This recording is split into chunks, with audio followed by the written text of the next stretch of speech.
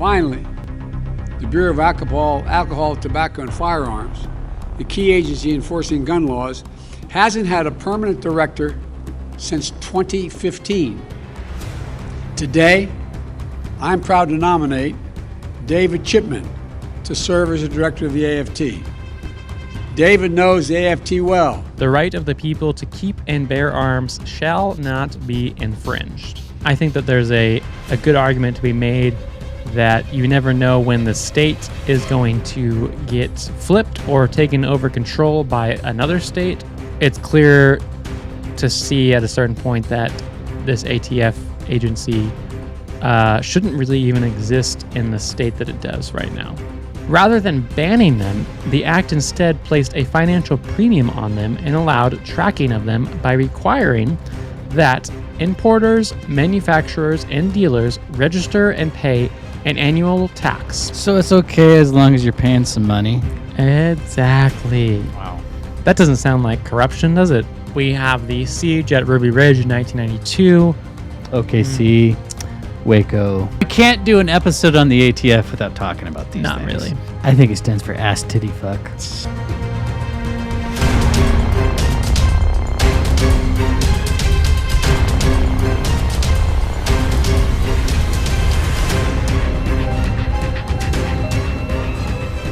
Welcome to Conspiracy Playtime Podcast. Some people actually believe that the world is run by shape-shifting alien reptiles. No fucking way. I think just the whole podcast is rated R. Will there be titty?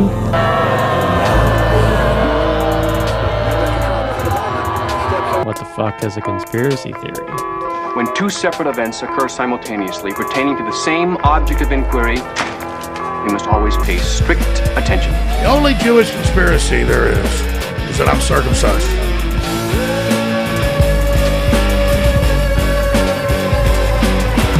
And there's this guy from the CIA and he's creeping around Laurel Canyon.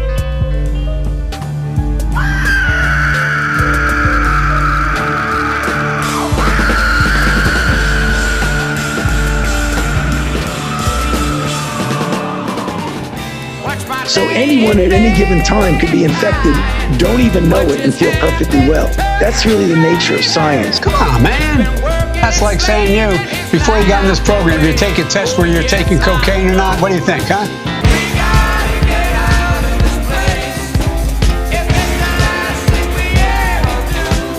I don't think so. I don't think so. I'm not a smart man, but I know what love is. We need to get the fuck out of here! Fixing that testing regime, we need to have that in place before we move to that next phase. I don't know what to do about the depression and the inflation and the Russians and the crime in the street. All I know is that first, you've got to get mad. You've got to say, I'm a human being. God damn it. My life has value. I have come here to chew bubblegum and kick ass. I strongly believe that. I do as well. And I'm all out of bubblegum. The FBI killed Martin Luther King. And it's fucking making sense to me now. How many vaccines have you had? Have you been a good little Nazi? Hail Fauci! Hail Fauci! If our own government was responsible for the deaths of almost 100,000 people, would you really want to know? Yeah.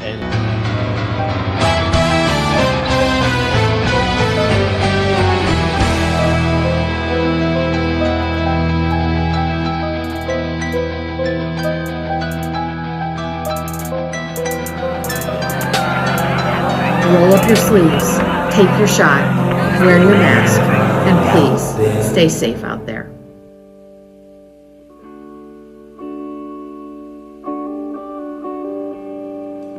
Hello, players, and welcome to another episode of the Conspiracy Playtime Podcast, the podcast where we play with ideas that might get us canceled or maybe raided by the frickin' ATF. Hopefully not. In this episode, we're going to dive deep into the shoddy history of the ATF, pun definitely intended. Before we dive into that, just a little bit of brief overview of what the hell the Conspiracy Playtime Podcast is. If you're the first-time listener, first-time viewer, welcome. This is a nice, safe space for you to explore ideas that may otherwise be challenged by your friends, relatives, coworkers, colleagues, or big tech. And I'm one of your co-hosts, Jeremiah, and sitting beside me is Colby. And in this episode, we are going to be diving down to the history of the Bureau of Alcohol, Tobacco, Firearms, and Explosives. So why isn't it ATFE? Oh, we're going to get into that. Okay. Yes, it's been a long history. This bureau has been quite the foster child of the government. Kind of been passed around, and It's got red hair, right? yeah, it's still trying to find its place, it just isn't quite sure of itself. So if you don't know who the heck the ATF is and why the hell it matters, I'm going to take us back, way back, to the good old Bill of Rights. And specifically, we're looking at the Second Amendment, signed into documentation, or signed into history, maybe I should say, December 15th, 1791. Have you ran that through the Gematrinator? I have not. I need to. I know. You're sleeping on that, I man. know. It's just that there's so That's much all right. to cover here. I mean, that's all right. So, Little bonus down the road. yeah. So the Second Amendment states... This is the A in ATF. Oh, yeah. There we go. Cheers to you. Should I go grab my gun? Play Russian roulette while you fucking talk about the ATF.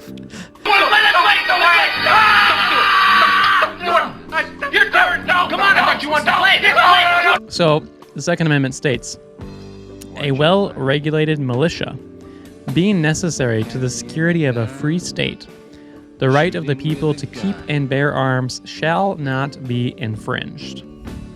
Hallelujah! Now, this is a really tight sentence.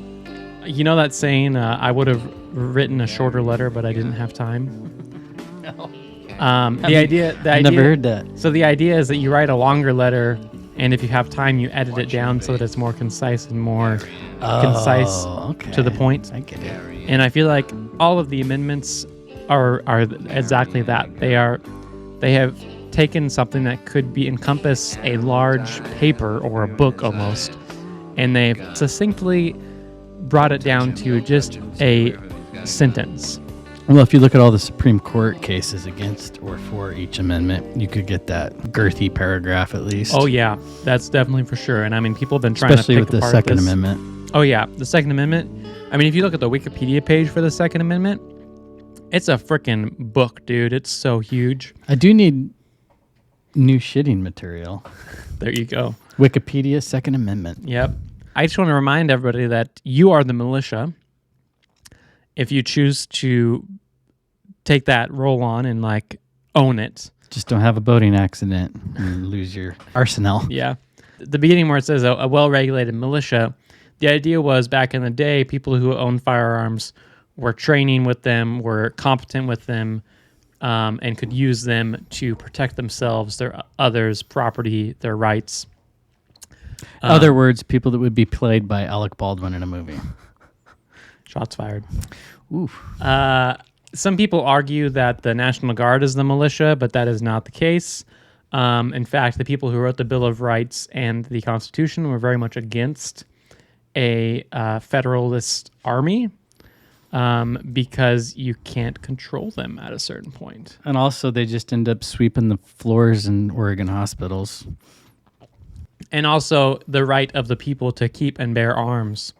That clearly states that it's the right of the people of the United States of America, just like we the people of the United States of America. I can't remember how the rest of that goes. I probably should, but... and it shall not be infringed. I mean, it's pretty cut and dry to me that the right to keep and bear arms. Now, why is this such a big deal? Why is it a big deal that we should have the ability to keep and bear arms? This comes back to back in the day in British law, they had British common law. And a lot of that was kind of based upon the laws of nature and the laws of God, quote unquote. And the idea being that every animal has a right to self-defense. So if some other animal is attacking said animal, it has the right to defend itself for life in that moment. And most animals are on level playing fields where they don't have arms, explosive devices to take one another out. But the case of having arms is a leveling playing field so that somebody doesn't have the upper hand. And so a lot of Second Amendment advocates state that we the people, should be able to bear the same arms that the military bears, because that would only be fair in a self-defense situation. That can get a little bit tricky and convoluted when you start thinking about, attacking a oncoming army that's going to attack your house. But I think that there's a good argument to be made that you never know when the state is going to get flipped or taken over control by another state, or what happens if, China decides to drop in on the U.S. and just invade the country. They're going to use robot dogs, though. Oh, I'm sure. But I would like to have a robot dog. If I could control it. Dexter, you're getting replaced. A robot dog with an AK-47 strapped to the back of it. I like how you always just up the ante to whatever they've got. I want. Well, yeah, because when are you going to control Skynet? Well, maybe someday, or you can just control the shut-off switch. It's like pulling the pin on the Death Star in Star Wars. The spoof Spaceballs. Oh, Spaceballs. Yeah, it's got one pin. That's all that's needed. The Second Amendment, we could do probably an entire show, not even like a podcast episode, but you could have an entire podcast. And I'm sure there's a bunch of those out Welcome there. to the CPT2A. You gonna go off on your own, motherfucker? No, I don't think so. It's okay. It's a big hole to go down. But I want to bring this up because as we speak about the things that the ATF does, all the kind of gun control laws that went into effect, and everything that's kind of gone on there, it's clear to see at a certain point that this ATF agency shouldn't really even exist in the state that it does right now. So let's go into the founding of the ATF. So back in 1886, the ATF was not a bureau, and a fun fact, 1886 was the same year that Lady Liberty was dedicated. Oh, that was kind of interesting. Statue? The Statue of Liberty was that French cunt? Yeah, was finally declared dedicated to the United States and built in 1886. Have you heard one of my favorite conspiracy theories is that the Statue of Liberty is trans? I have not heard that one. I was on the edge of my seat waiting for your answer. So in 1886, the, quote, Revenue Laboratory was a new department that was created in the Treasury, the Bureau of Internal Revenue. Now, this was before the IRS was a thing. It's called the Bureau of Internal Revenue, and it was in the Treasury Department. And I just find it interesting that Revenue Laboratory. We're going to just have a laboratory of folks out there trying to figure out how we can get more money from the people. That's kind of my immediate thought. It's a laboratory of generating ideas of how to make more. It was one of the first think tanks. Yeah. The tax think tanks. Some years later, about 40 years later, it became the Prohibition Unit. And that was a branch of the Bureau of Internal Revenue in 1920. And so, of course... when alcohol was like heroin, basically. Yep. So that was the time when the Prohibition started. And the IRS took on the task of...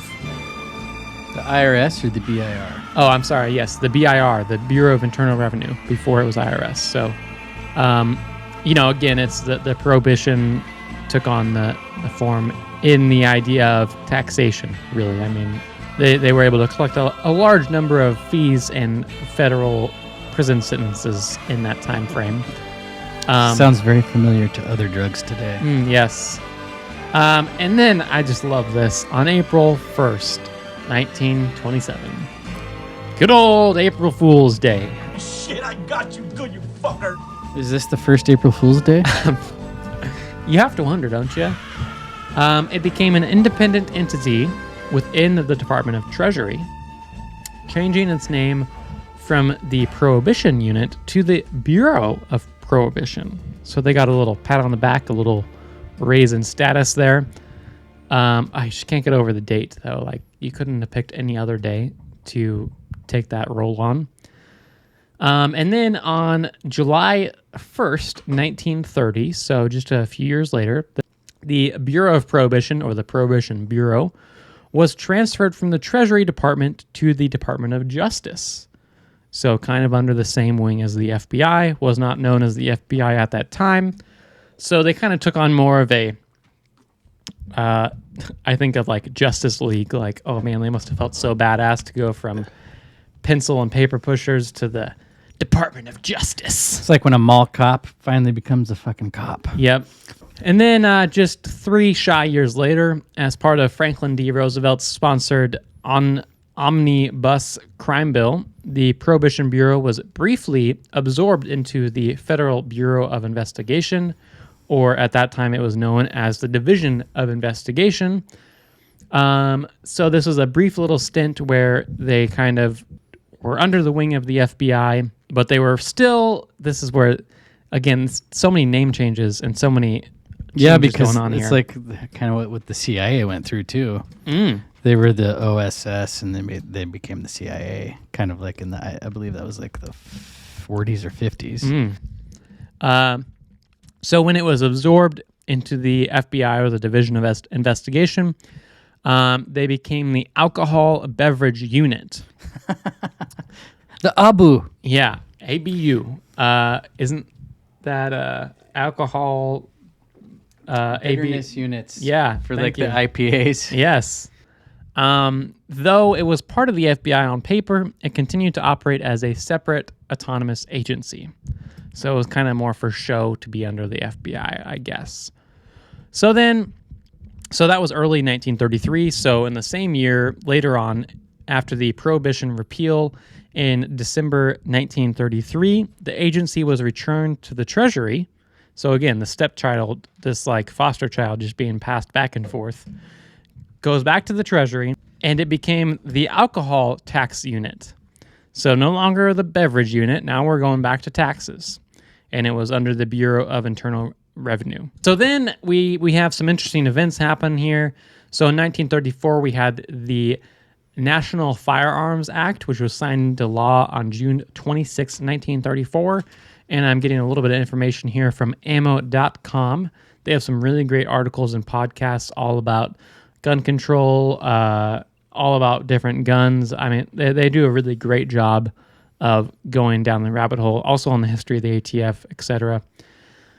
So this was signed into law by President Franklin D. Roosevelt.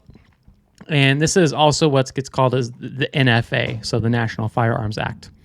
It sought to control specifically the types of weapons typically involved in organized crime and violent gangland incidents.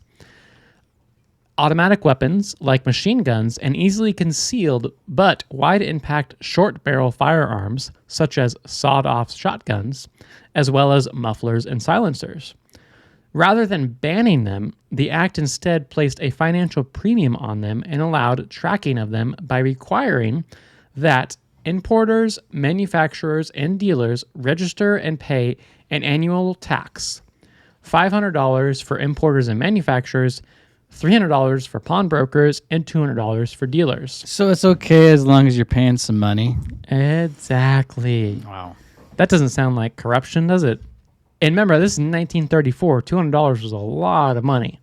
So transferors have to pay $200 tax per transaction, and intended recipients complete an application and submit identification, including fingerprints and a photograph. So this is 1934? 1934. What do you think $300 was back then? Oh, we're going to get to that. Okay. Importers, manufacturers, and dealers maintain records of all transactions. All transfers, as well as all previously owned firearms, be registered, including the firearms identifying marks, the owner's name, address, and place of employment, and where the gun was to be kept. Is that John Dillinger? Yes. That's going to be in the next one. Yeah.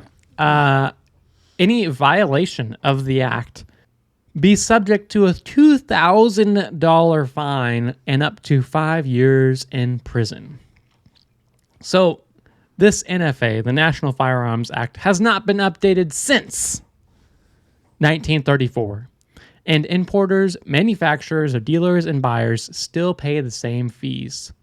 Accounting for inflation, the $200 transaction tax would now be equivalent to more than $3,500, and the $2,000 fine for your violation would be more than $35,000. Not only would you become subject to a $2,000 fine and up to 5 years in prison, you would become a felon, and you can no longer own firearms or vote.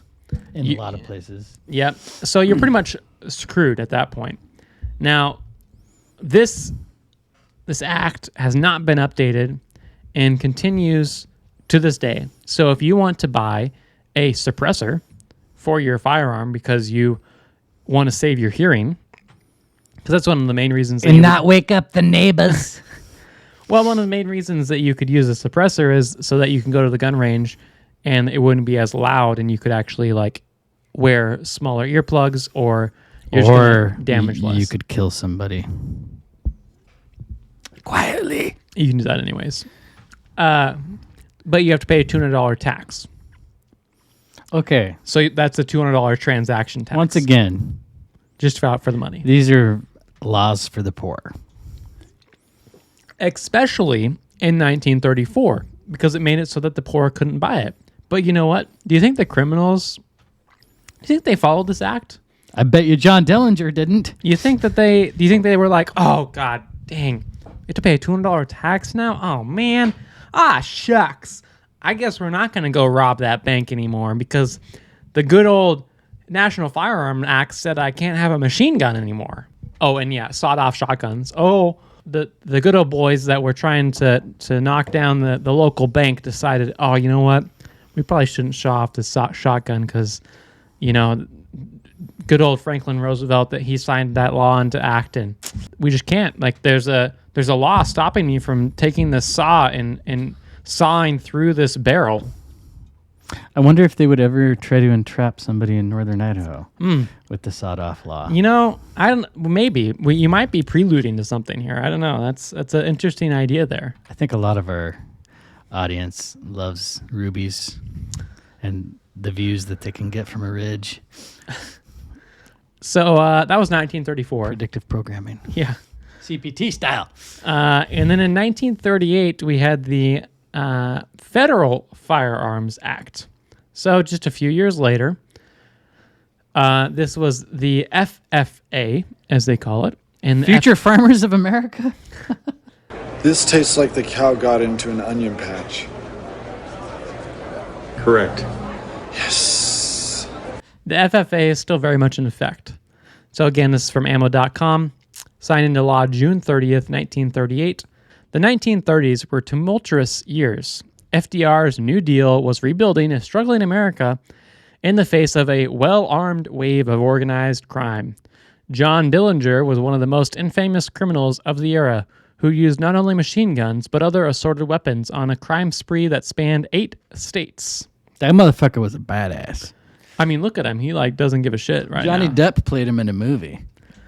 Between 1933 and 34, John Dillinger and his so-called terror gang robbed a dozen banks, stole more than $500,000, nearly $9 million in 2016 dollars, killed 11 people, and managed to escape from prison on 3 separate occasions. Shout out to the Dillinger Escape Plan. It's a band. Oh, nice. The crime spree finally ended on June 30th, 1934, when federal agents tracked Dillinger to a movie theater in Chicago. Dillinger drew his Colt 380 in an attempt to escape, but was cut down by a hail of gunfire from enforcement.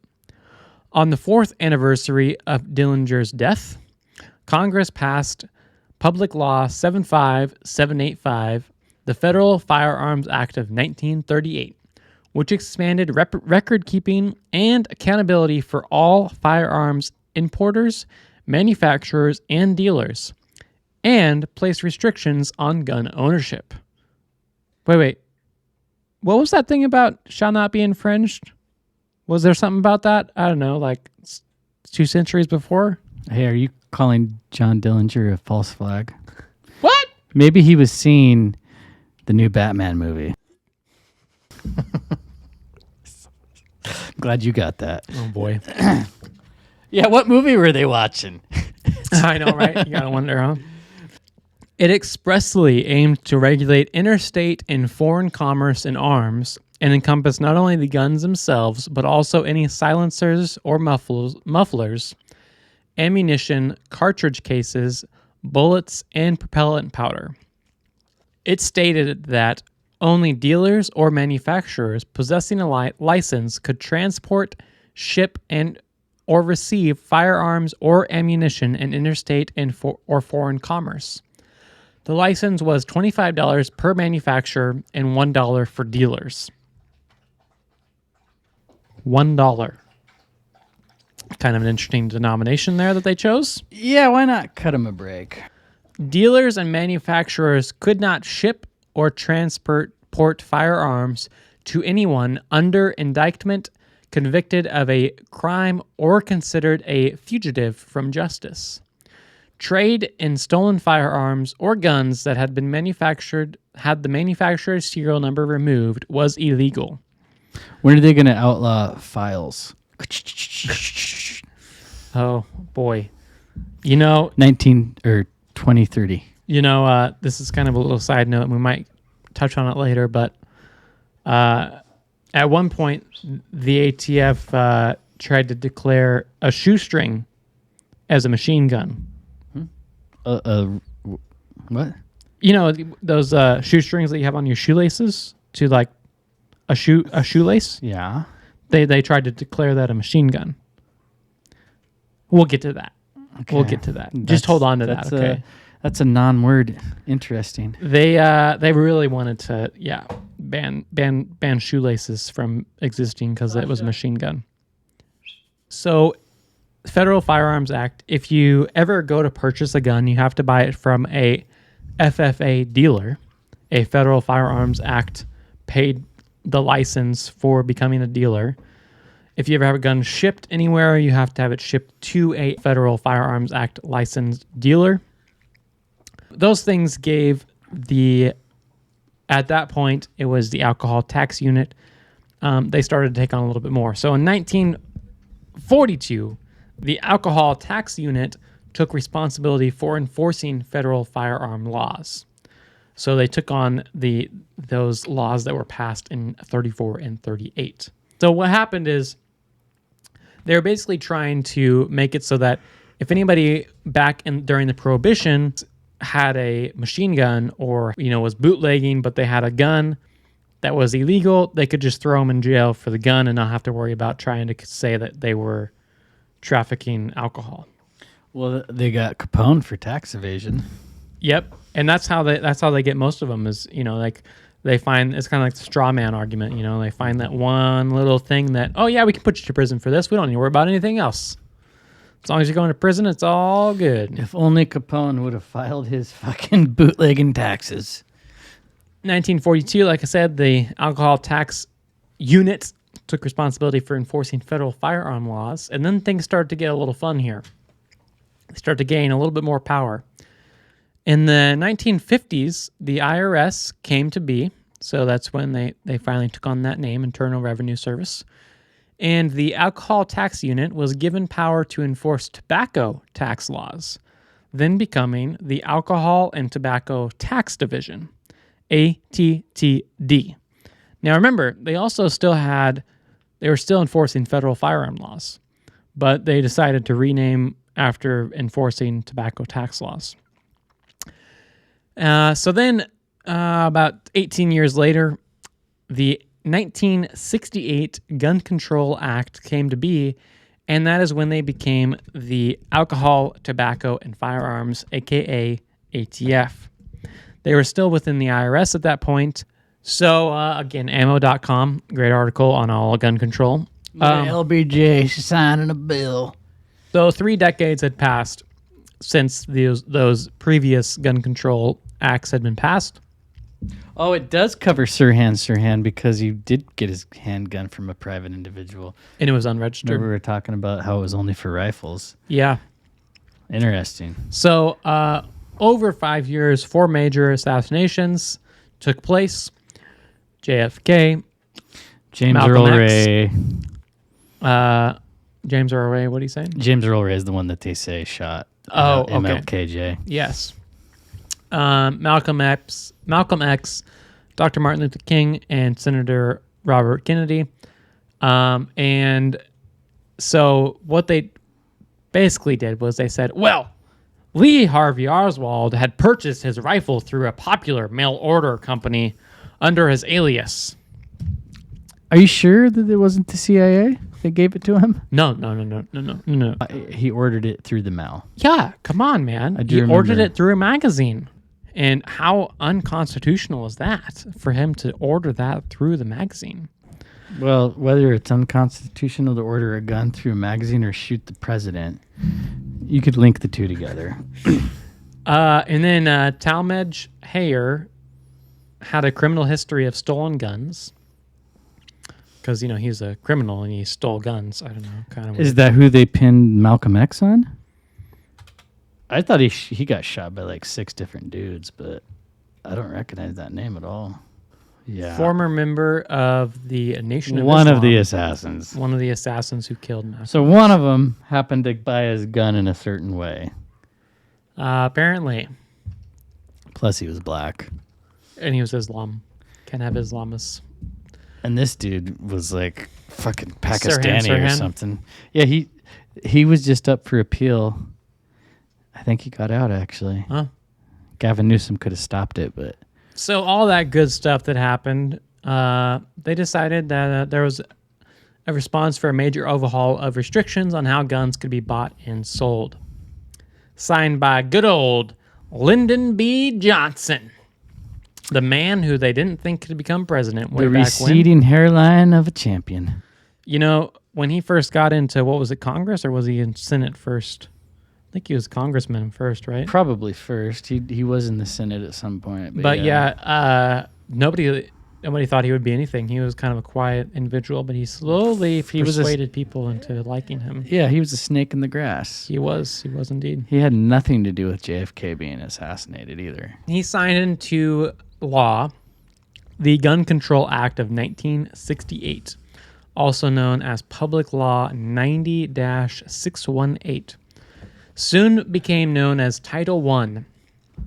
So it was supposed to repeal the Federal Firearms Act of 1938 and relegating the National Firearms Act of 1934 to Title II.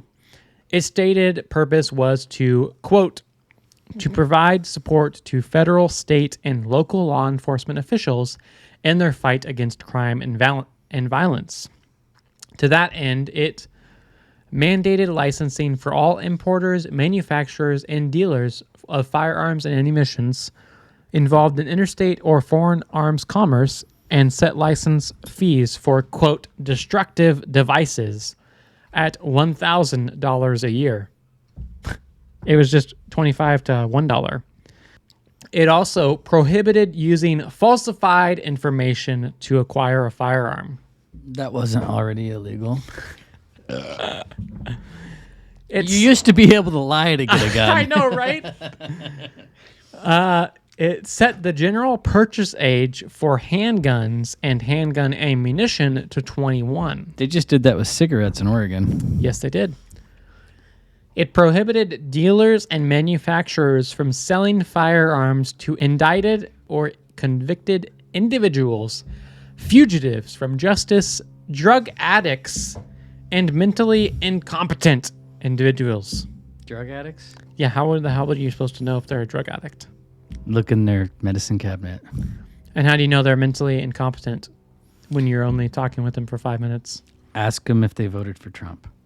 No, what they do is they ask you, have you ever been diagnosed for mental disorders? And then you say, yes or no. Are you old enough to watch this rated R movie? No, dang it. It also required registration of all firearms with the National Firearms Registration and Transfer Record. Nerfed her. It also prohibited the possession of firearms on which the serial number had been altered, obliterated, or removed. That also used to be legal? Apparently. It also controlled containers, markings, and chains of custody for shipped firearms, eliminating mail order delivery to unlicensed individuals. Do you know about Operation Fast and Furious? Oh, yeah. Okay, because that right there. The Obama administration totally. It's okay, though. The government did it, so it's okay. Yeah, it's okay if they do it. Rules for thee and not for me. So then also what's interesting is that same year, thanks to the brutal Miami shootout in April 1986 between 2 bank robbers and 8 FBI special agents, left 2 agents dead, 3 seriously wounded, and 2 injured. The criminal's weapon, a Ruger Mini 14 semi-automatic rifle loaded with 223 Remington rounds, a shotgun, and 2 .357 caliber handguns, were notably, quote, more powerful, and their rounds could penetrate even the armored vests that some agents were wearing, end quote. In the aftermath, the 99th Congress decided to, quote, regulate the manufacture, importation, and sale of armor-piercing ammunition. Now, this is another interesting fact here. But are the cops allowed to have it? Oh, yeah, for sure. Most definitely. Made the manufacture and importation of armor-piercing ammunition illegal. The only exceptions are for governmental use, authorized testing, and export. Established. So we can sell it to Israel? Oh, yeah. And, we can leave it over in Iraq for them to take. I mean, whatever we want to do there, it's okay. It's fine. It established an annual $1,000 license fee for armor-piercing ammunition manufacturers and importers, and the government's right to revoke that license for violations of the law. It required special markings and packaging for armor-piercing ammunition. It mandated 5 years in prison without suspension, probation, or parole for individuals possessing armor-piercing ammunition and a firearm while committing a violent crime. What if it's a non-violent crime? I know, right? What if I'm just like hanging out, like plinking? Is that okay if I'm just plinking some stuff? Am I mandated to 5 years? Depends on if that gun makes its way back to a movie set. What's interesting is that there's been a lot of, shall we say, dissections of the Miami shootout. And the FBI agents, they kind of screwed the pooch with how many shots the FBI agents fired. They were kind of a shitty shot. I mean, I understand, like, under the stress and under, like, the intense, but it might have been a lack of training for them to be missing. If you can't do your job under stress, then you're not doing your job. Especially when you're a fucking FBI agent going after because they knew that these criminals had killed before. So they knew that they were of the nature of willing to kill people. Do I smell a false flag? Well, another interesting point is that some of the FBI agents didn't even have speed loaders for their revolvers. Well, there was a very I don't know if I've heard of this one, but there was a very similar one in LA too. Oh, okay. That resulted in a bunch of fucking bannings of things. Yeah, and it was like a shootout with the feds and LAPD. So this was in 86. So, some very interesting things going on there. It was interesting that that the FBI agents didn't have speed loaders, apparently. That they missed numerous shots. One of the guys lost his weapon during the collision of them running into these robbers. One of the FBI agents ended up taking somebody out with a shotgun one-handed while leaning up against a car. And actually, there's been a reenactment that Paul Harrell did on YouTube. I highly recommend looking at Paul Harrell, Miami Shootout. He does a really long video kind of going over... Does he say it's bullshit that guy could have pulled that off? No, he doesn't say it's bullshit. He actually shows how he did it. I mean, he kind of shows So he says his it's possible. reenactment. Yeah. Apparently, he made up on the fly, had never trained doing it, but he had a shotgun. He grabbed it. He had to rack it one-handed on the ground. Why? Because he'd been with shot? or between his legs. Yeah, he'd been shot. In his left arm or something? So he was unable to use one arm. He had to hold the shotgun butt between his legs, rack the slide between each shot, lean around the car, fire it one-handed. I mean, it's crazy.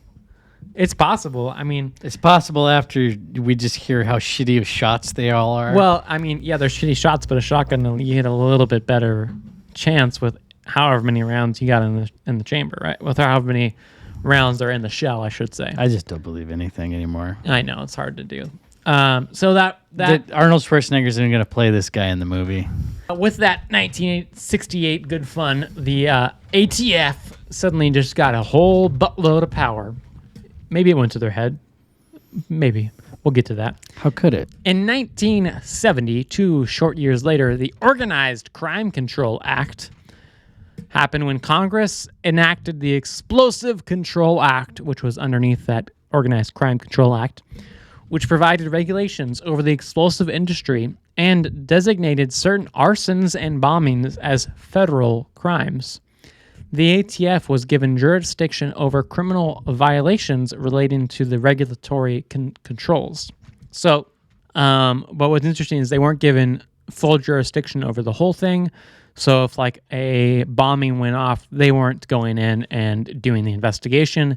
It was more about the violations relating to the regulatory controls over the industry. So then in 1972, the ATF is finally established as an independent bureau, but they're still within the Department of Treasury. They then become the Bureau of Alcohol, Tobacco, and Firearms. They become a little bit more involved with enforcement around laws regarding firearms and less involved with the collection of taxes for alcohol and tobacco. So they kind of take on more roles of the firearms regulation and enforcement. And that's when they're established, and we got a nice little badge down here that they get with the good old weighing of justice, right? In the late 70s, shortly after they become ATF, they become subject to congressional hearings because of their methods were being overzealous. The Senate subcommittee investigating declared, quote, "Based upon these hearings, it is apparent that ATF enforcement tactics made possible by current federal firearms laws are constitutionally, legally, and practically reprehensible."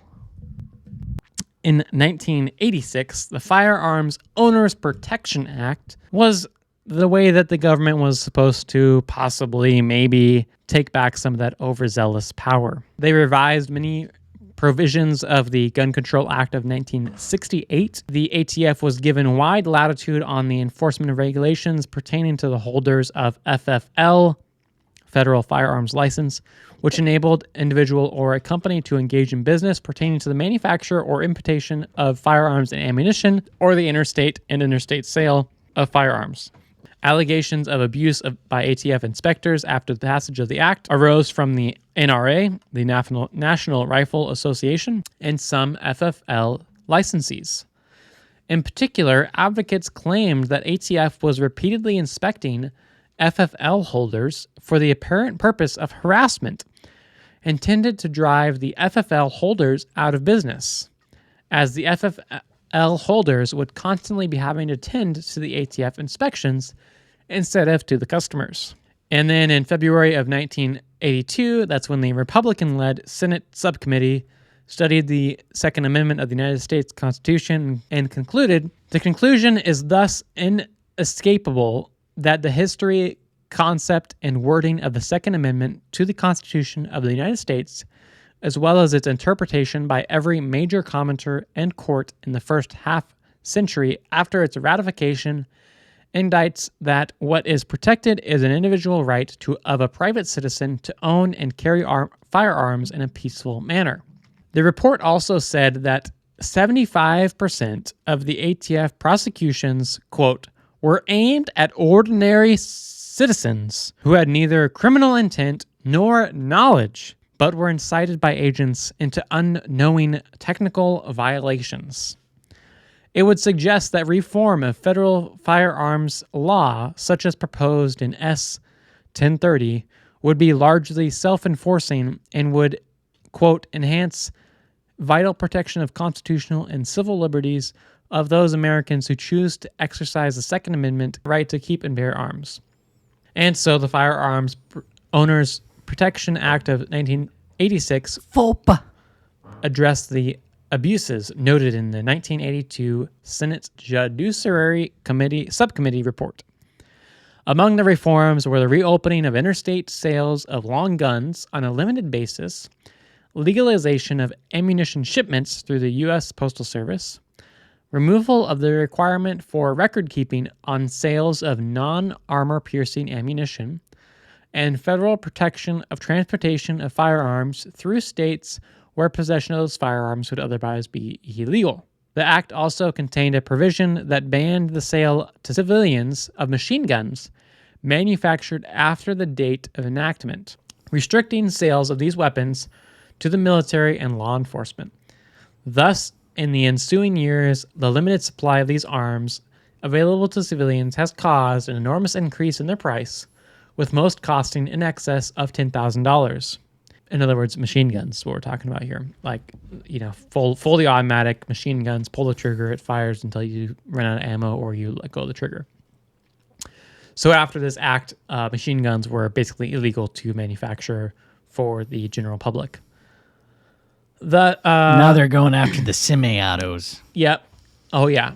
Regarding these fully automatic firearms owned by private citizens in the U.S., political scientist Earl Gersach said, quote, approximately 175,000 automatic firearms have been licensed by the Bureau of Alcohol, Tobacco, and Firearms. And evidence suggests that none of these weapons has ever been used to commit a violent crime. Imagine that. Eva? Law-abiding citizens who register their fully automatic firearm weren't committing a violent crime.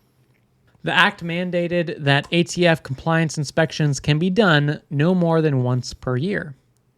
An exception exists if multiple record-keeping violations are recorded in an inspection, in which case the ATF may do a follow-up inspection. Keep up on your paperwork, folks. Well, specifically the dealers and the manufacturers, keep up on your paperwork. So that was an interesting an act that was passed that banned automatic firearms. The bill was endorsed by the National Rifle Association. It was opposed by police organizations. And yes, we've got the banning of the automatic firearms. So if you wanted to buy a machine gun today, you have to buy a machine gun from before this time period. So before 1986.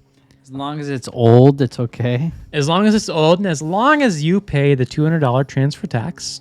Is that still $200? It is indeed. It has not changed since back then. The ATF, as a representative of the U.S. and the authority from the National Firearms Act, can authorize the transfer of a machine gun to an unlicensed civilian. An unlicensed individual may acquire machine guns with ATF approval. The transferor must file an ATF application, which must be completed by both parties of the transfer. Both parties must reside in the same state as the individual, pay a $200 transfer tax to the ATF. That's interesting. No state line crossing. Yeah. The application must include detailed information on the firearm and the parties of the transfer. The transferee must certify on the application that he or she is not disqualified from possessing firearms on grounds specified in law. Transferee must submit the application, 2 photographs taken within the past year, and 2 fingerprints. And the transferee must submit with the application a copy of any state or local permit or license required to buy, possess, or acquire machine guns. An appropriate local law enforcement official must certify whether he or she has any information indicating that the firearm will be used for other than lawful purposes or that possession would violate state or federal law. The transferee must, as part of the registration process, pass the extensive Federal Bureau of Investigation criminal background investigation, and if the ATF denies the application, it must refund the tax. Gun owners must be approved applications as evidence of registration of the firearms and make them available for inspection by ATF officers. So that's one of the provisions. Another one was the safe passage.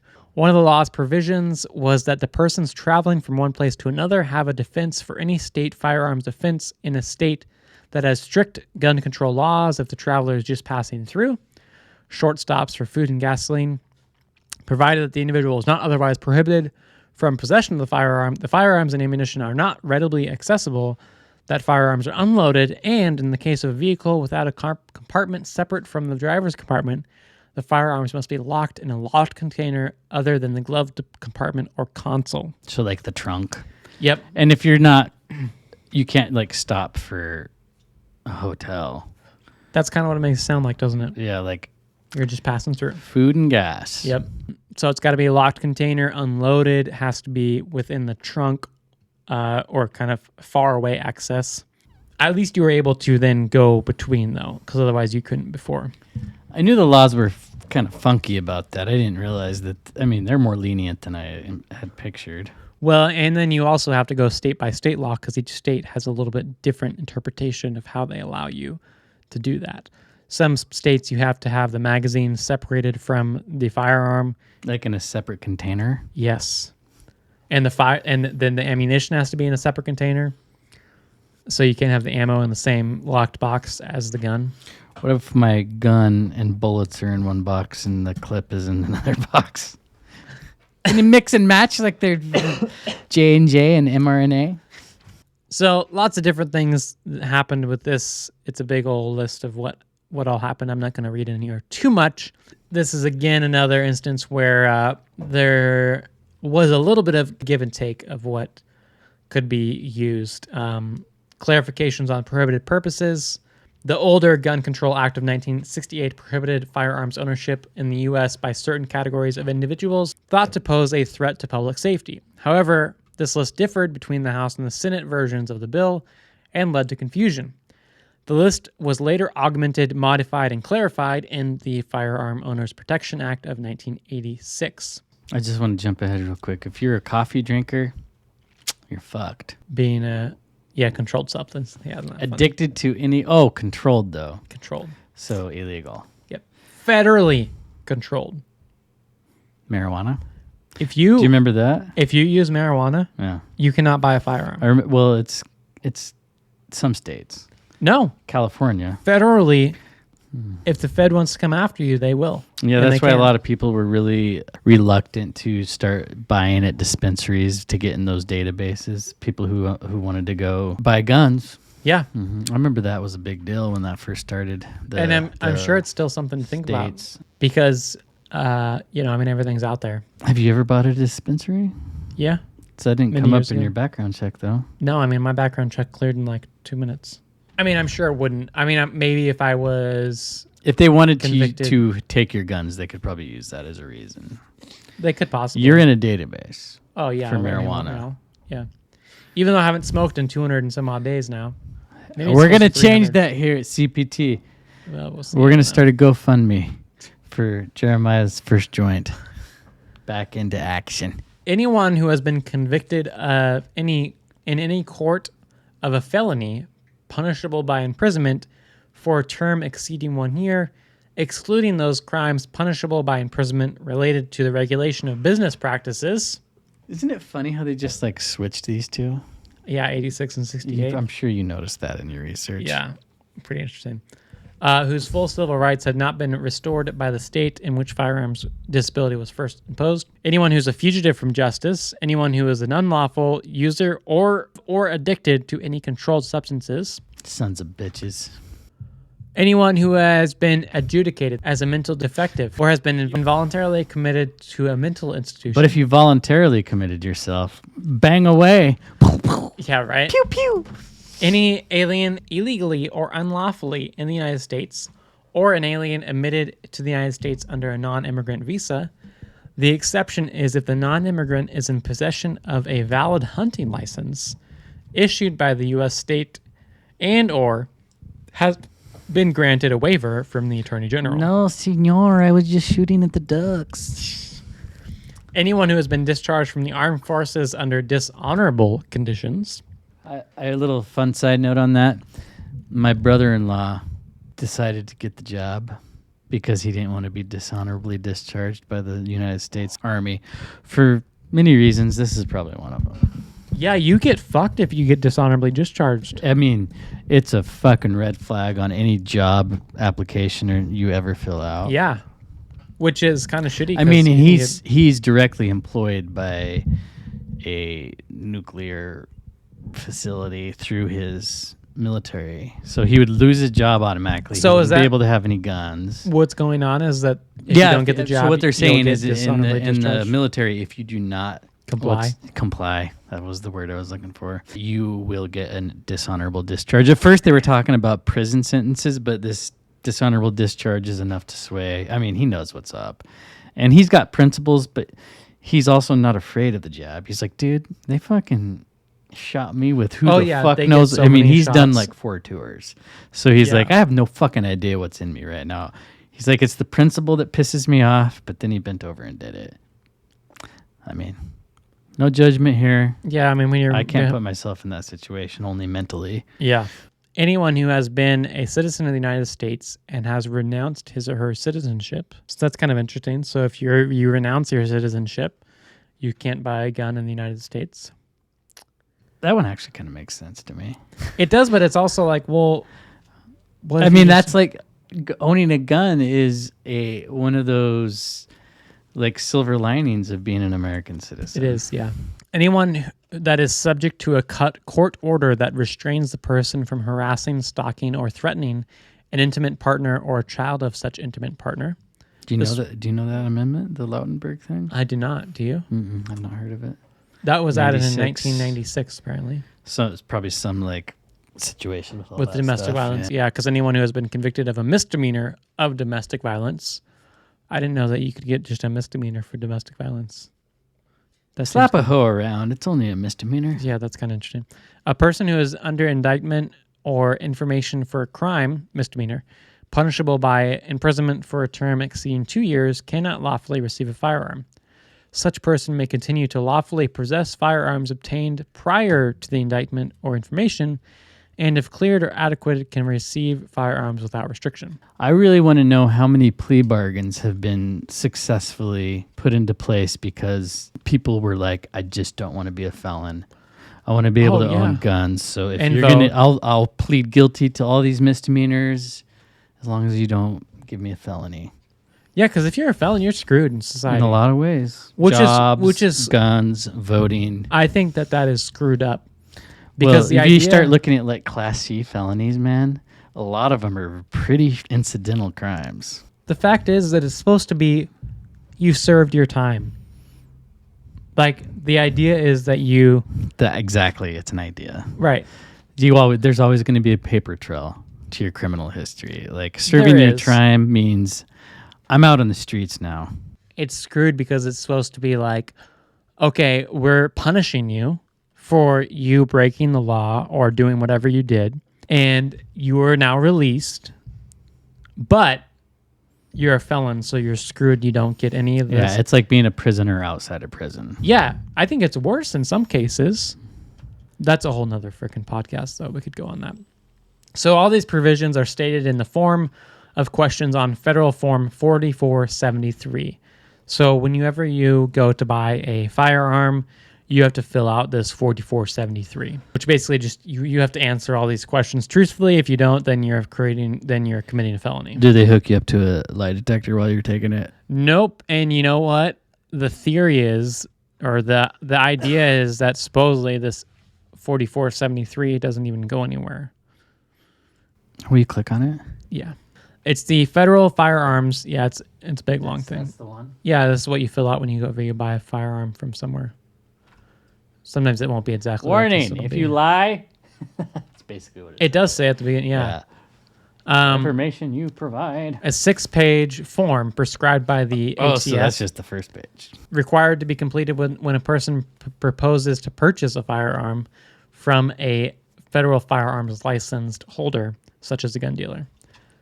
The Form 4473 contains the purchaser's name, address, date of birth, government-issued ID, national instant criminal background check, system background check, transaction number, and a short... this isn't in all states, right? Yeah, it is in all states. Really? Yep, it's federally. You got to fill this out from a private dealer. Yep. So what's all the fucking fuss about private sales? So they say that if you... They're saying it's a way to dodge all this shit. Right. But... So they're full of shit as usual. In many states, I'm pretty sure even federally, you're only supposed to legally be allowed to gift a gun to a family member, an immediate family member. So that's to be like father, Passing son. it on to my boy. Yeah. Son, my granddad shot this gun. And killed a man. And during the Great Depression. You know, I've been watching King of the Hill. Yeah. Have you ever watched that? Yeah. It's a fucking great show. Get us some propane. Propane and propane accessories. Yeah, so you have to fill this out all the time. Now, lying on the form is a felony. Some states, such as California, Colorado, Nevada, New Jersey, Washington, require individual sellers to sell through there's dealers. no private sales in those states. And those states, no, there is not. Jeremiah, are you a proud Oregonian still? I am. Yeah, so if a person purchases a firearm from a private individual who's not an FFL licensed dealer, the purchaser is not required in most states to complete Form 4473. All purchases of small handguns from private individuals from another state are required to have a Form 4473 before sale. I mean, this is a whole rabbit hole you go down. Yeah, I didn't mean to get you off track. No, it's okay. I told you to click on this, but... So all this came about in 1986, right? Which in a way was supposed to take back power, but in a way gave them more power. And then they screw up real bad after all this shit. We have the siege at Ruby Ridge in 1992, where the FBI, I believe it was the FBI, an FBI undercover FBI agent who entrapped, what was his name, Woodrow? Randy Weaver? That's right. Yep, Randy Weaver. So I mean, there's a whole bunch of information on Ruby Ridge. That could be a whole episode on itself.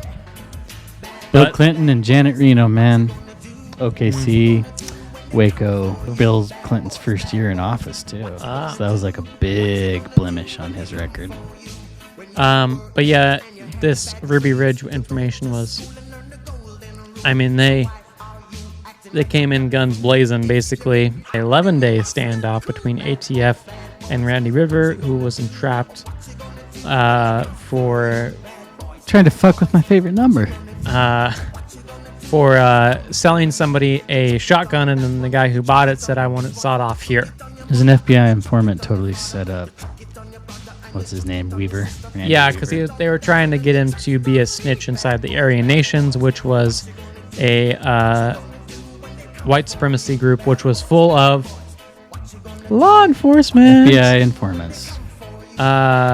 Yeah, kind of an interesting, like the whole freaking Aryan.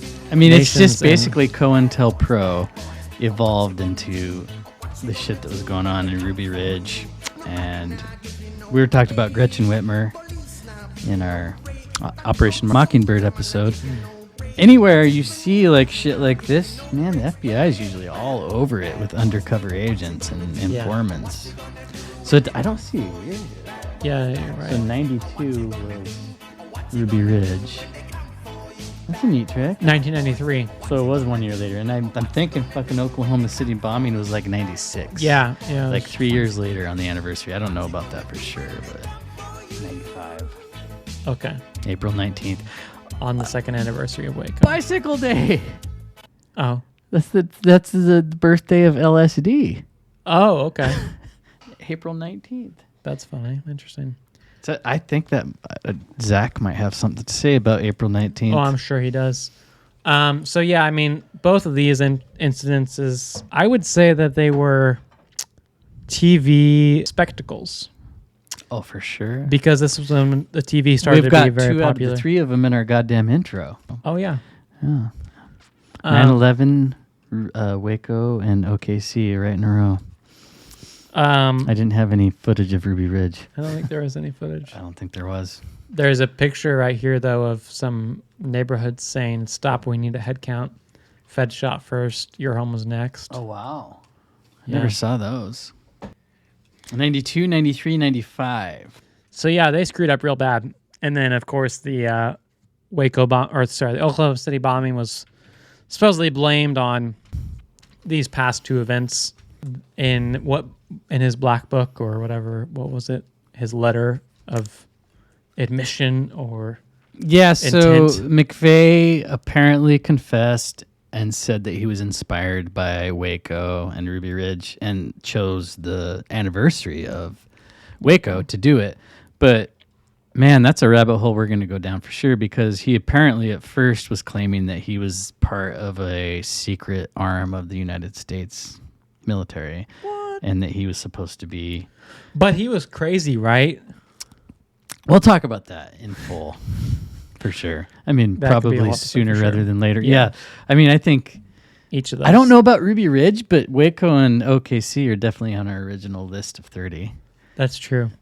Ruby Ridge I always forget about that one, even though it's probably the most important one out of those three, actually. Especially because what happened at Ruby Ridge to Randy Weaver, that's his name, right? Randy Weaver? Yep. That could be you and me. That could be you listening right now. He was 100% law-abiding. Him and his wife moved out to the country in Idaho because they didn't want anything to do with the mainstream, to do with the city life. His wife was actually they were kind of preparing for any sort of event to happen. It sounded like they were kind of preppers, and they were kind of just like, you know what? We need to be independent. We need to be self-reliant, and we're going to go live out in the woods and kind of raise our family to be independent and to be self-sufficient. And that came and bit them in the ass. And they got on the FBI's radar. And one interesting thing that happened is after this shit all went down is they tried to make Randy Weaver look like Ted Kaczynski.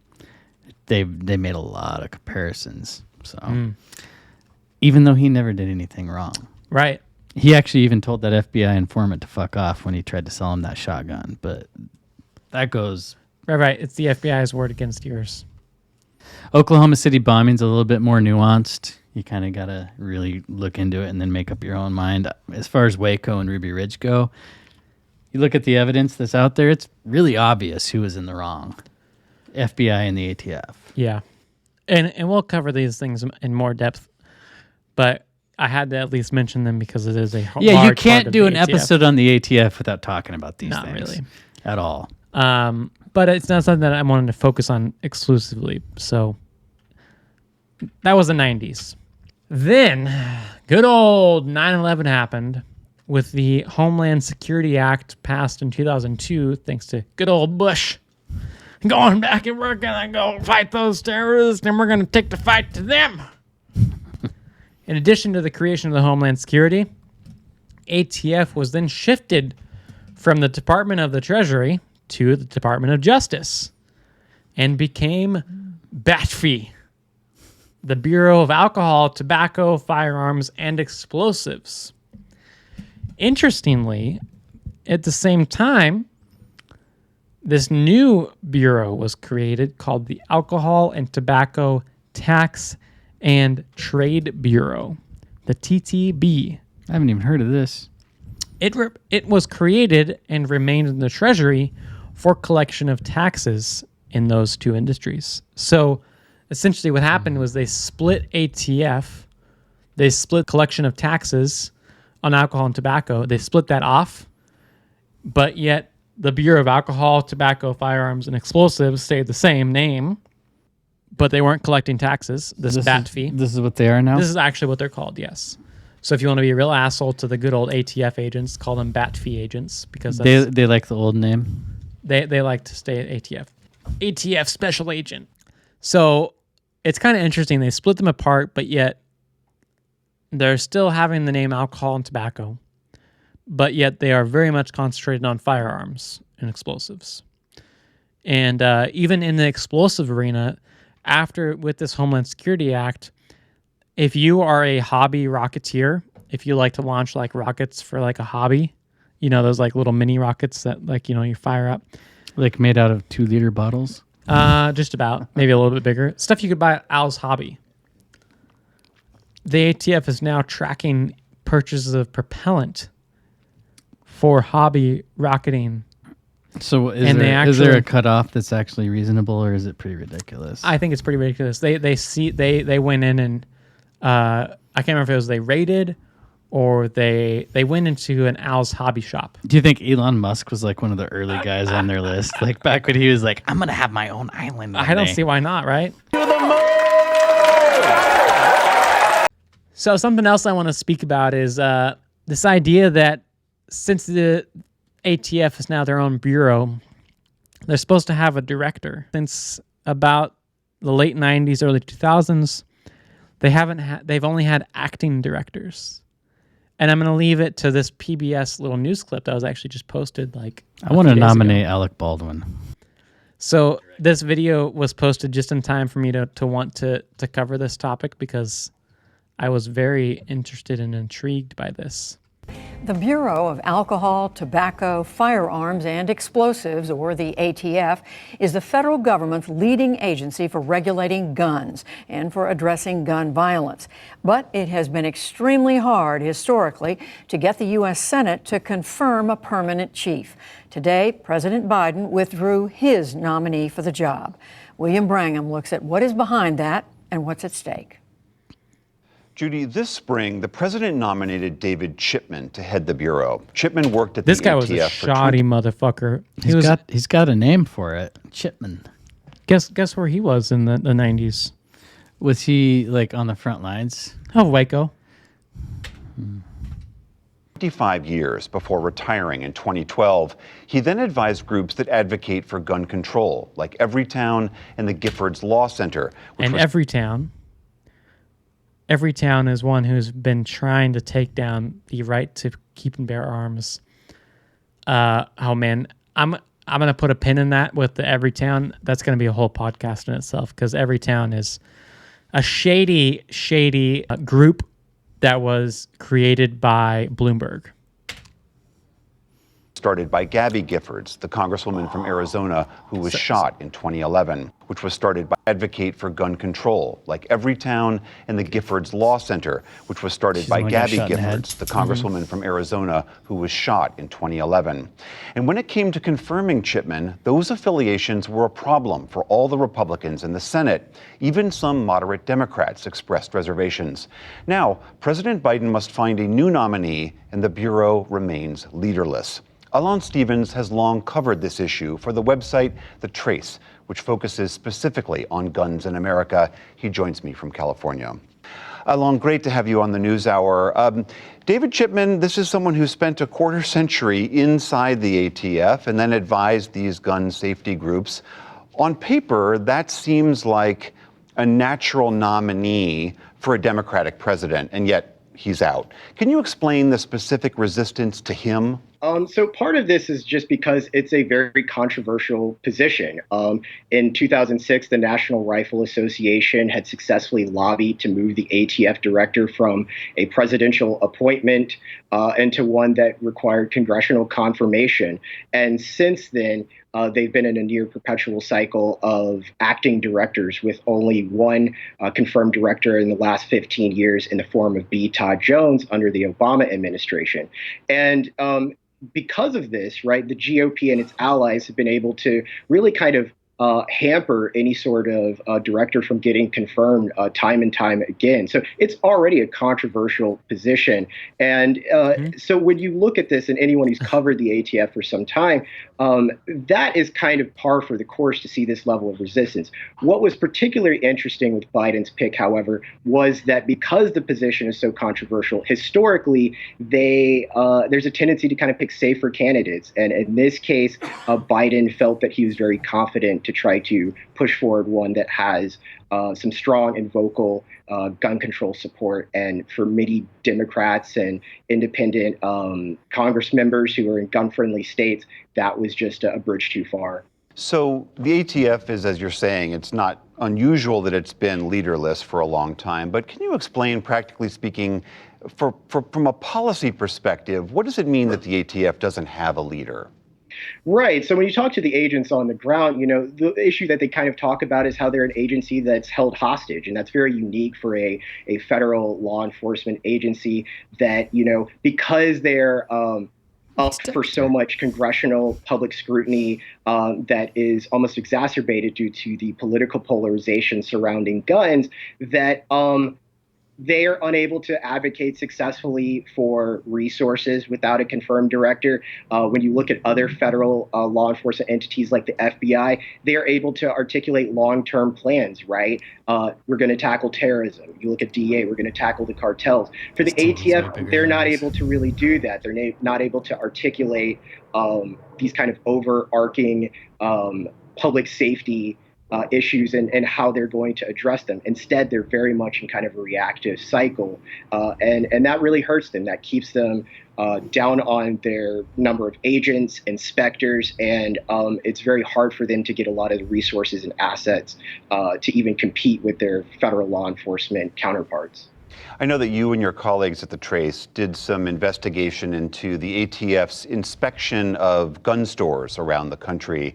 What did you find in that investigation? We found a microcosm of exactly what we were just talking about here, that due to the political polarization and the lack of resources because they've been leaderless and pretty much without an advocate, that they were essentially afraid. They were afraid to come down on bad gun stores that they knew had failed inspections.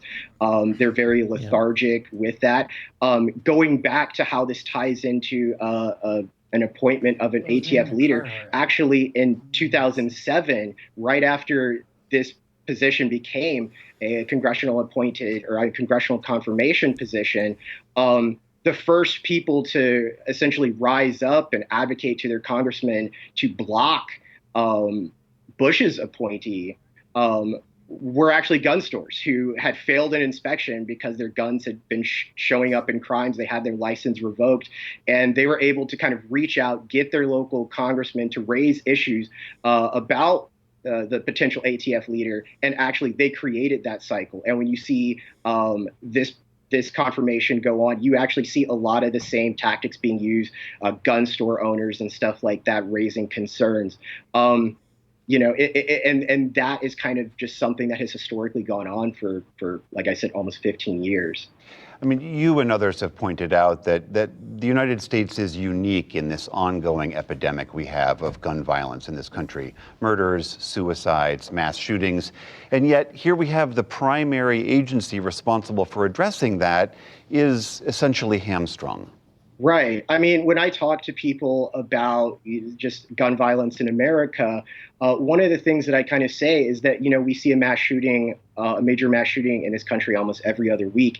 And on scene, we hear from, you know, the police chiefs, we hear from sheriff's departments, we hear from the FBI, but we don't hear from the ATF. And it's not because they're not on scene, they are, but it's because that fear of the political scrutiny, and again, tied to the just political polarization around firearms in this country, keeps them in a reactive state. And I think it's particularly interesting when you have a federal law enforcement entity that is more afraid of Congress, you know, essentially battling them or special interest lobbying than they are about failing their fundamental public safety mission. Alan Stevens of The Trace, thank you very much for being here. Thanks for your reporting. Thanks for having me. I'm going to guess that hasn't shot guns before. Law enforcement found almost 24,000 unserialized homemade firearms known as, quote, ghost guns at crime scenes in the U.S. between 2016 and 2020. Yeah, the ones that the cops planted on people. They usually don't have serial numbers. Hey, it's Dr. Fauci. Yeah, it's interesting. They haven't really had a leader. And I did want to show one more thing. How are we going on time here? Ooh, an hour 28. I mean, look at that time. That's what's more important. I know, right? I had one more little bit here. Okay, so this guy's a lawyer, but he's not your lawyer, okay?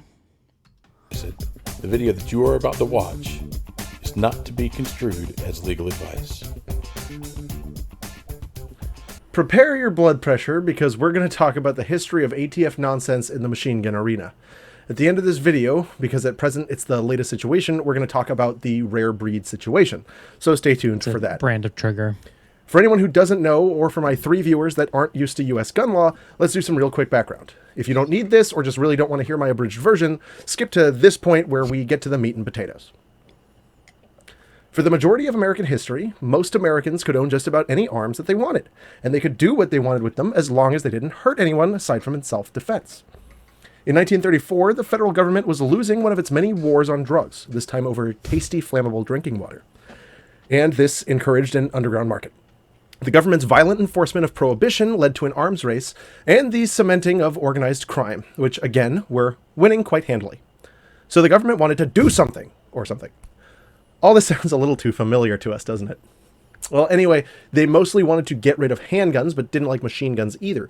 So the government tried to ban both. Then some guys in suits got mad, and then the government said, okay, how about just machine guns and things that are kind of like handguns? To which the suits said, all right. As a result, the National Firearms Act was passed, which put a huge tax on machine guns and other short firearms to make them prohibitively expensive.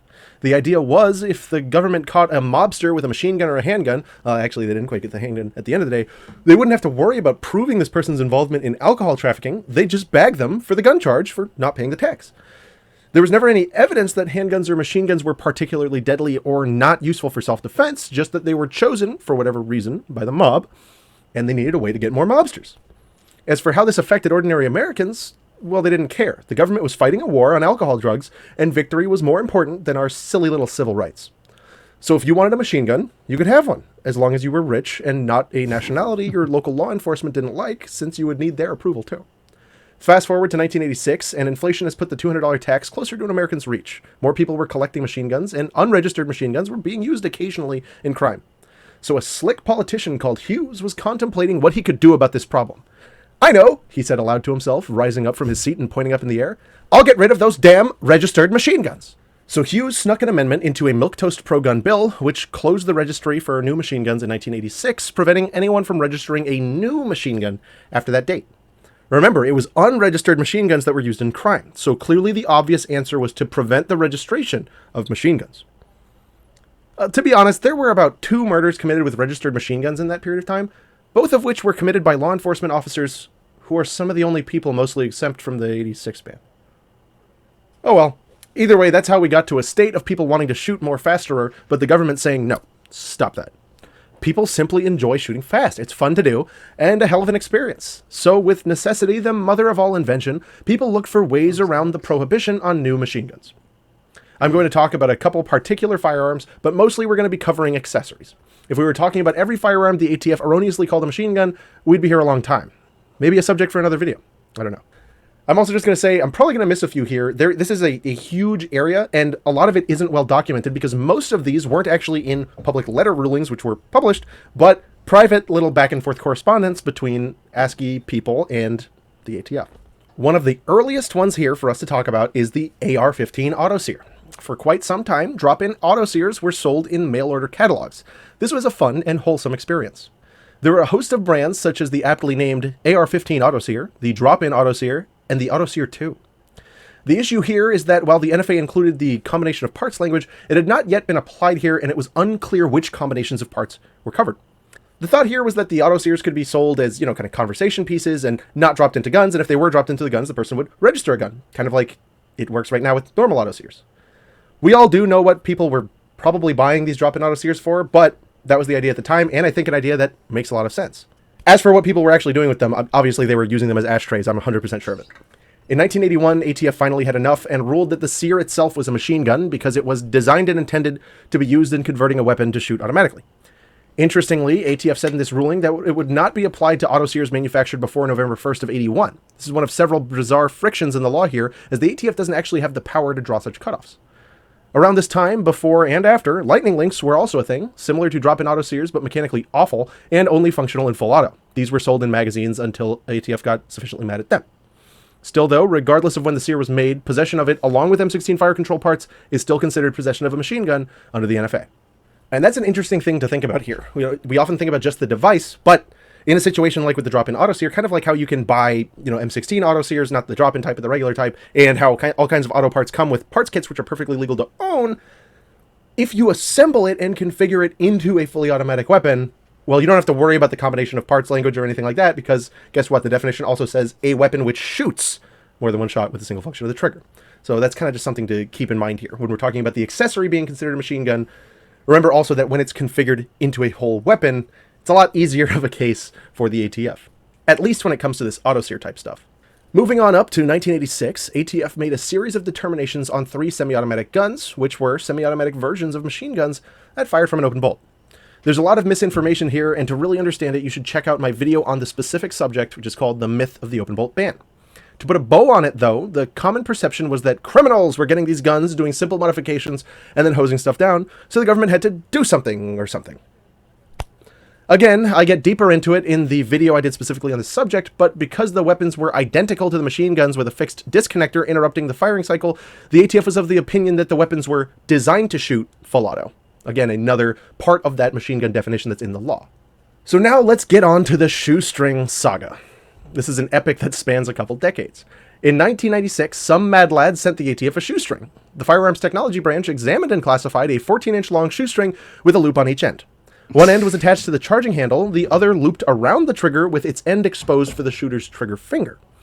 Because the device caused the weapon to fire repeatedly until pressure was released from the string, and designed and intended to convert a semi-automatic rifle to a machine gun, the Firearms Technology Branch determined the shoelace was a machine gun.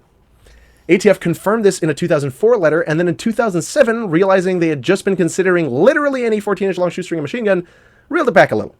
This 2007 letter confirmed that it was ATF policy now that the shoestring itself is not a machine gun, but if it's added to a firearm in a certain way, then it becomes a machine gun. This kind of jives with the fact that the law mentions solely and exclusively, which, ought to mean something. We do other things with shoestrings. So the early 2000s were an interesting time for machine gun silliness, so let's get stuck into that. Big one here I want to talk about involves our favorite whirly-burly boys, Gatling guns. You see, back in 1955, we're going way back here to get up to the early 2000s, there was no ATF, it was the IRS. The industry was asking IRS what it thought of Gatling guns. In Revenue Ruling 55-528, IRS opined that crank-operated Gatling guns, referring to US 1862 and 93 patent guns, were not machine guns, even if you attached an electric motor to one of the cranks. It would still not be a machine gun in the eyes of the IRS.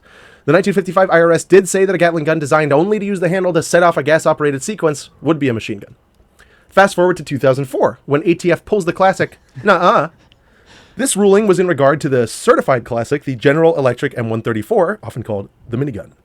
Here, ATF said that because it employed an electric motor, that it was a machine gun, and the housing was the receiver. The ATF explicitly modified the 1955 IRS ruling, suggesting that even old-as-hell Gatling guns are machine guns if you put a motor on them. Still, hand-crank actuated guns were left alone, which is nice, I guess. For us to talk now about what happened in the next year, 2005, we gotta take a trip back to 96. In 1996, Bill Akins, a Florida man and part-time Elvis impersonator, was watching a World War II documentary, desperately thinking of ways that he could waste some ammo. On the TV, he saw the barrels of twin long-recoil anti-aircraft guns reciprocating back and forth. Hey, he said to himself, that's it! So he put a Ruger 1022 action in a stock that allowed the action to slide back and forth, and then put a spring on the back of the 1022 actions. He called the device the Akins Accelerator. Upon firing, recoil would allow the action to compress the spring, it moving rearwards in the stock, and then it would head forwards again and depress itself against the shooter's trigger finger, discharging the weapon again. Akins secured 2 letters from the ATF confirming his device was completely legal, and so he poured his life savings into the project. After getting manufacturing set up, he was able to sell it for a very scant time, as in 2005, ATF changed its mind and said the retail version was a machine gun conversion device. Not because the retail version was in any way different from the ones Akins sent in, mind you, but just because. Akins fought hard, but ultimately lost. The ATF destroyed the Florida man's quintessentially Floridian business, and as of the late 20-teens, he was still occasionally taking Elvis gigs, though, which is cool. ATF sent communications to owners of the accelerators directing them to render the device inoperable by removing the spring. Taking out the spring would make it no longer a machine gun, according to the ATF at that time. And an Akins accelerator without a spring, mind you, is a bump stock. So remember this one. Now let's zip on over to 2017, where a wily group called Auto Glove USA had an idea. Remember the Power Glove? How comfortable and useful it was? Well, how about that, but for guns? So the group slapped a hilariously sized motor onto a glove with a thumb actuator.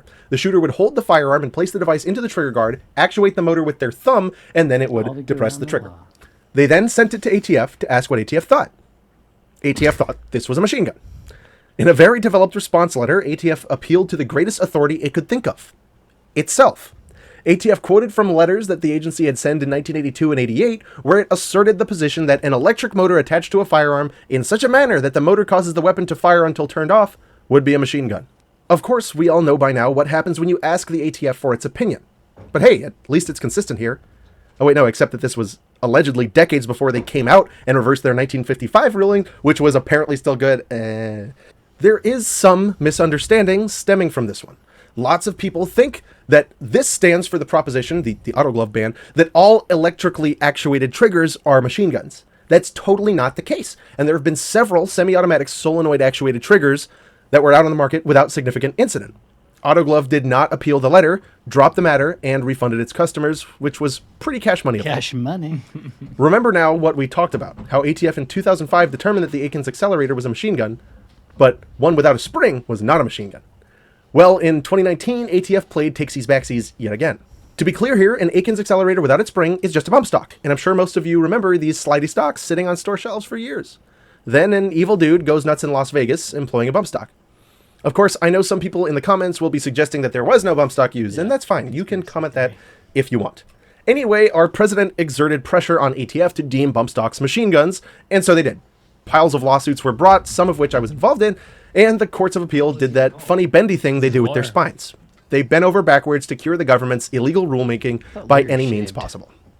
This year, of course, 2021, has been one of epic proportions for total nonsense in this area.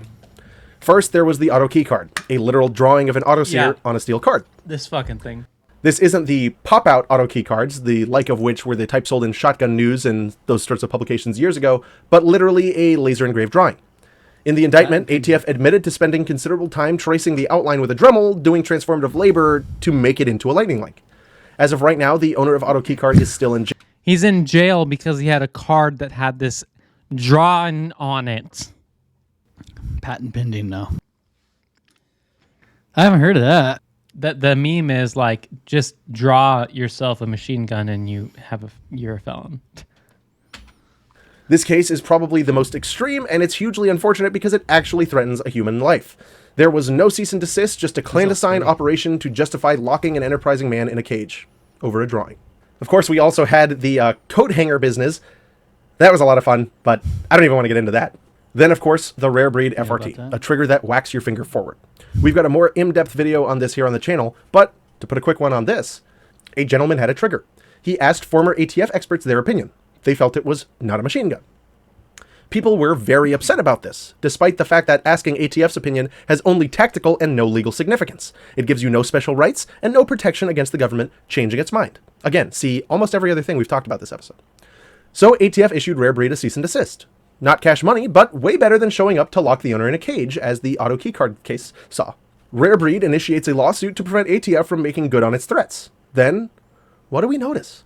At least 2 more of these triggers materialize. One on Big Daddy, and one from Alamo Triggers. The website hosting the Alamo Trigger claims that the inventor of this type of trigger, Thomas Allen Graves, is the progenitor of what it calls positive displacement trigger reset systems, which sounds to me like typical gun industry word salad. The horrendously written website claims that this technology was provided to Rare Breed and Alamo Triggers, among others. I haven't followed the patent breadcrumbs on this one, but this almost makes it seem like the whole thing is connected, right? I'm not saying it is, but if it were, it would be pretty slick. Think about it. It's easy for ATF to knock down and bully small players and working class guys, as they did with Auto Keycard, and like they have been planning perhaps with Rare Breed. But for them to go against big industry players, it takes more concerted action. The type of concerted action the government pulled in the bump stock situation. With Big Daddy and the other player emerging from the woodwork, it's not about bullying an entity into submission anymore. It's about bullying a market segment. To do that, they've got to take more serious action. They've got to test the limits of the machinery that was invoked to recategorize bump stocks, along with whatever damage that does. I don't like this movie, but I think it's going to be an interesting one to watch. Either way, that's it for today, guys. I'm sure there's some I missed, largely because many of those positions are never actually published, but just exist in correspondence between inventors and the ATF. If there's some you've heard of or want me to go into deeper detail on, please let me know in the comments. So all this to say that all of the ATF's definitions are very ambiguous and could be changed at any moment that they see fit, as long as it fits their narrative. Most recently, ATF was trying to pass, and I can't remember if they passed or not, but an idea of what would be a felony for having a short-barreled rifle, a SBR, because apparently if you have a rifle that's under 16 inches and there's some other modifications done to it, then you are a felon. And they were trying to create a point scorecard where if you got more than, I can't remember if it was 12 points, or they were trying to make a game out of it of like how quickly you could become a felon. Because they don't know how to define these things, because the gun industry and the gun users are constantly trying to outmaneuver. Like, it's kind of this game of like who can beat who. And like the ATF just wants to keep suppressing what the people can buy and what the people can use to defend themselves. I've seen plenty of videos of shooters who are like highly trained and can fire faster than freaking machine guns with a semi-automatic. And for reference, a semi-automatic is a pistol, is a revolver. Just a single action. You pull the trigger, it fires, it resets, it pulls. You don't have to but cock it. With a revolver, you do have to cock it, right? Not every single one. You can get because I think they have a dual single action revolver where you just, you have to cock it for the first time if you want it to be a single action where you don't have to pull the whole thing. So there are some revolvers where the first trigger press is a longer one and then the second one is shorter. And then you can decock it so that it's a longer trigger press. A shotgun is you have to pump it each time, so that's like you have to pump the action. But there are semi-automatic shotguns where you just have to do it. You have to pull the bolt once, and then you can just fire until you run out. The idea that these, like, they're trying to get rid of, I can't remember if it was Biden. Somebody named them fully semi-automatics. That sounds like something he would say. Yeah. I don't know if I've heard that one, though. They want to ban fully semi-automatics. Fully semi. And, you know... It's like half full. Something else I want to mention... Halfly full. Is that assault rifle is not a actual definition of them. What is an AR? What does an AR stand for? An AR stands for Auto Light Rifle, which is the company who designed and patented the AR-15. So I wonder and the history AR-10. of that misnomer, that assault rifle is an AR. Oh, you know what? That'll be a whole podcast right there for sure, because that is an interesting one. And Auto Light Rifle created a great weapon system where the whole AR-15 market makes it so that you can plug and play different things. So it's kind of, it industrialized, it kind of made a specific weapon group very interchangeable. I kind of want to be reminiscent upon like a PC, you know, like you've got USB cables and HDMI cords and like all these things work together. And the AR-15 is kind of like that, where you can use different magazines, you can use different pieces, and they all kind of can work together on different manufacturers of that same component.